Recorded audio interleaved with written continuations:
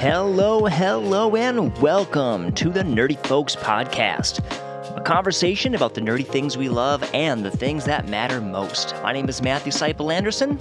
And I'm Katie Seipel-Anderson. We are your hosts. We love this community, and we're glad you are with us. Well, today we are talking about a question. Would aliens destroy us or try to save us? Does it have to be either or? Maybe the question could be better formulated as, why do we always assume that aliens would come and destroy us? Katie, you asked a nurse during a recent hospital trip about aliens. It was kind of a bold move. Do you remember what he said to you? I don't remember exactly, but he for sure believed in aliens. And he wanted them to come and take him away. He wanted them to come and rescue him from this earth that we're on. He was very positive about aliens. He was ready to embrace.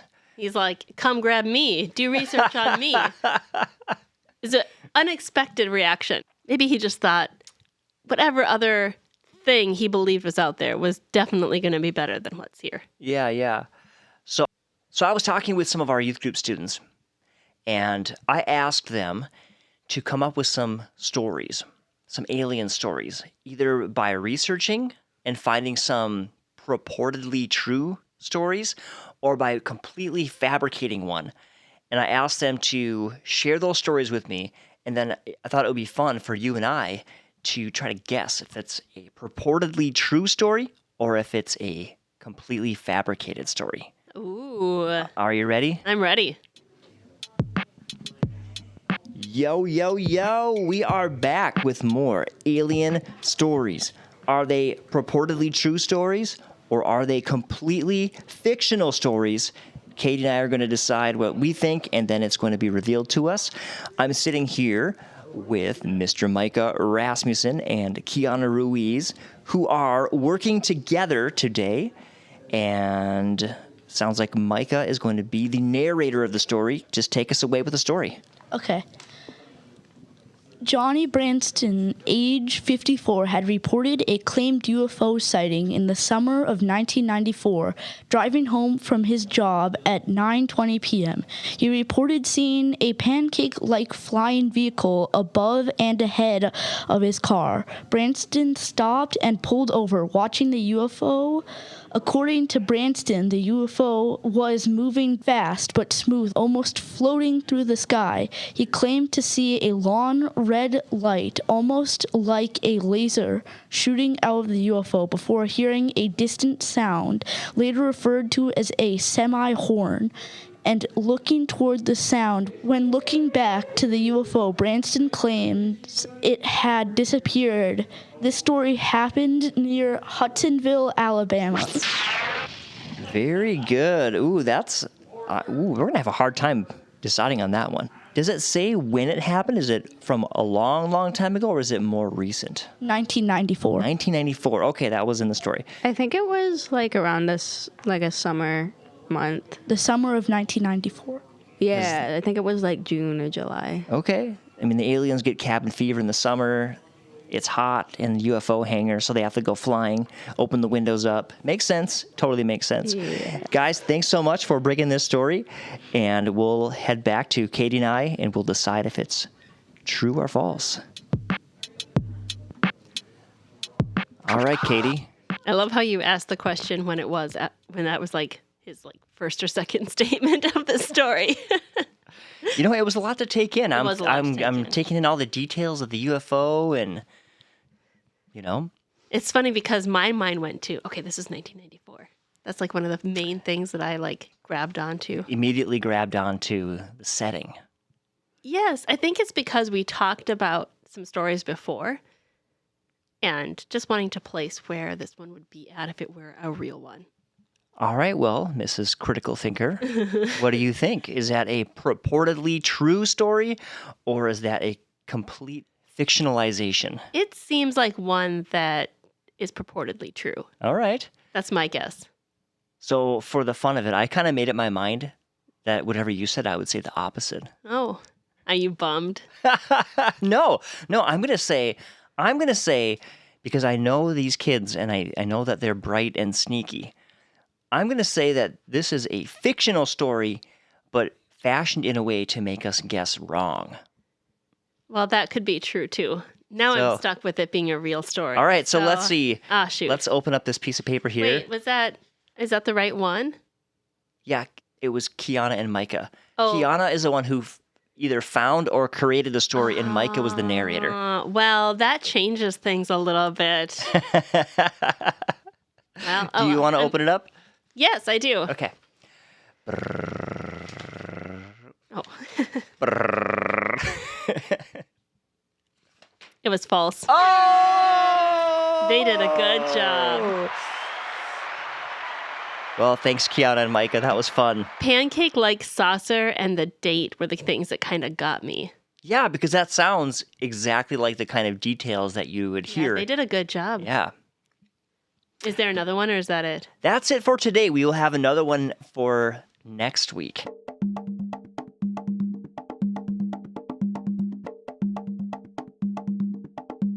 So, Katie, fun fact for you. There is a page on Wikipedia that catalogs alien invasion films. Wait. That means someone actually created that page and Yes. cataloged all these. Yes. Okay. They cataloged 243 alien invasion movies. That's a lot. Did they watch all of these? Yeah. How did this person come up with this? And it's kind of fun that there is an alien invasion category. Yeah, In Wikipedia. subgenre. Does that mean that enough people like searched it? Perhaps. Or did someone just think up? Maybe there's an enthusiast. Someone's like, I watch alien movies, but not any alien movie. Alien invasion. Yeah, I was wondering, and does this include just like alien movies in general or only when they're actually like invading? I don't know the exact criteria. Maybe we'll have to watch all of them. What's your favorite movie alien? Or one that you just like a lot? Just name something that you like. That's not fair. Did you like E.T.? You know, E.T. was a little sad to me. It's been a long time since I've seen E.T. E.T. creeped me out as a kid. I hated watching it. So it didn't really creep me out that much, but I only watched it once and I don't remember too much about it. I do remember like the finger and Oh, it was a total tearjerker at the end, though. I do remember like Yeah, it was like a yeah. little sad. How about Independence Day? Will Smith? Oh, that was a good one. I don't like purposely search out alien invasion movies, I'll be honest. That's not something that I do. That movie had the classic tech guy in the film who was like, all right, I just made a computer virus to upload into the alien ship. Let's go. There's always the guy, or the girl who's at the computer and who's like, oh, I just totally hacked into the city's surveillance system. I mean, maybe someone could do that. It's a trope. Maybe they're just that good. One more to shout out. I'm having fun with this. Invasion of the Body Snatchers. 1, it reminded me of Secret Invasion. 2, I watched it with my grandma as a little kid. The black and white one. There was another one that came out later, but Did they take random bodies? Did they snap, or were they dead bodies that they like kind of became like zombie aliens? Or it's like when people slept, these aliens replaced the people. well, that's creepy. Yeah, and You watched that with your grandma? and this guy figured it out. Yeah, I don't think she actually sat and watched it with me. I think she like cleaned the kitchen or something. Oh. And I was in the living room with my eyes wide open, as big as flying saucers. Flying saucers. Were they like pancakes? Oh man, so many of these movies have this trope, right, where the aliens come and attack and they're super hostile. But maybe aliens would actually come and be helpful, be friendly. Give us new tech, Maybe. not for the purposes of destroying each other. What things would aliens help us with, or could they help us with? Okay, if you had an alien for a day with a flying saucer who was like, I will help you, what would you ask for help with? So like this like thing comes up like world peace, or I like something for like food, water sources. I will zap Help your with- crops. Well, I mean, like the opposite of that. I'm thinking of kind of like world issues that we'd really love to love to solve. Yeah, yeah. World hunger. I mean, I'm thinking more small, like use the alien to lift heavy things. So it's a flying saucer tractor beam. Oh, apparently I'm a big thinker. Give us the recipe for the perfect dish. I don't know. Aliens are going to invade and give us good recipes. Maybe aliens could mutate our crops to make them more nutritious and we could solve world hunger. I wonder, it's an interesting thought to think of how just someone who's not familiar with humans would view Earth and humans and the whole thing, because it's obviously a very special planet from what we know about other planets. There's just like not really anything like Earth. It's very special. But then people are capable of like pretty nasty things to each other. And if we had the right tech, there's kind of this out there fear that maybe we'd blow each other up entirely. And Right. so like a different life form, but the people are also capable of great good and being very loving people and sacrificing and being forgiving. It'd be an interesting thing to think, how would a different life form view us? Would they just be like, oh, these sad, sad creatures? Or would they be like, whoa, these guys are kind of extra special? Or maybe both.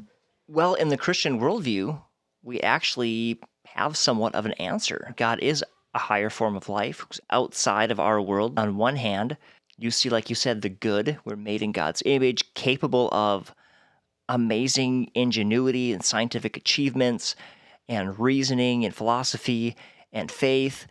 But at the same time, we're fallen, we're broken, we break each other, we break the world that we live in. In fact, I was doing some research on wars because I know there are a few big wars that are in the news right now, but there are wars and conflicts, armed conflicts happening all over the place.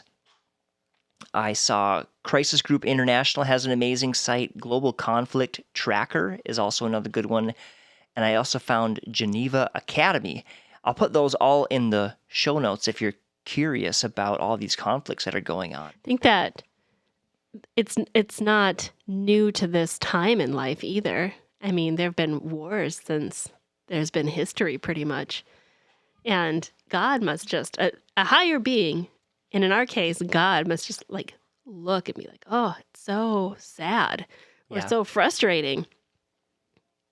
What's interesting is that, we have this idea of Jesus coming down to the world. I mean, this alien scenario we're talking about does have some parallels. I mean, Jesus is not an alien, but just parallels that make us think, right? So Jesus, Yeah, God is looking down and being like, whoa, these people need help. yeah.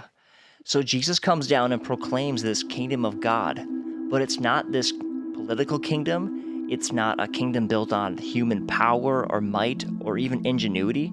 In fact, the Bible even says that God uses the foolish things of the world to shame the wise. He just has a very different way of thinking, and he wants his ways to be imprinted on our hearts and to change us from the inside out.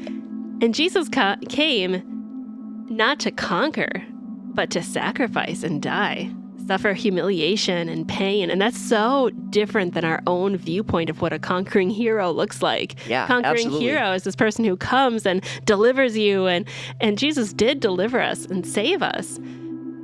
But it just looks totally different. Yeah, God's ways are so different than it's our ways. imprinted on our hearts. It's within ourselves. And it's pretty amazing. It's pretty amazing, and it's different. It's a different way of thinking, and that's what people need, because the way we've been doing life doesn't appear to be working very well. And when we can be reconciled to God, we can also be reconciled to one another. And so there is a big outgrowth of that experience that can really bring a lot of peace and beauty back into the world. Love and sacrifice. All go together. Hey, if you have not subscribed to the show yet, I think now might be a great time to do that. What do you think? I think so. No time like the present. Yeah. Thanks so much for listening. We're having so much fun doing this Alien series. If you want to connect more with us, head over to our website, nerdyfolks.com. You can send us an email, connect with us. You can also become a patron of the show and help make this show happen because it is not free. We really appreciate all your support. There are some fun things over on our Patreon page, so go check all that out. Until next time, love y'all. Take care. God bless. Bye-bye.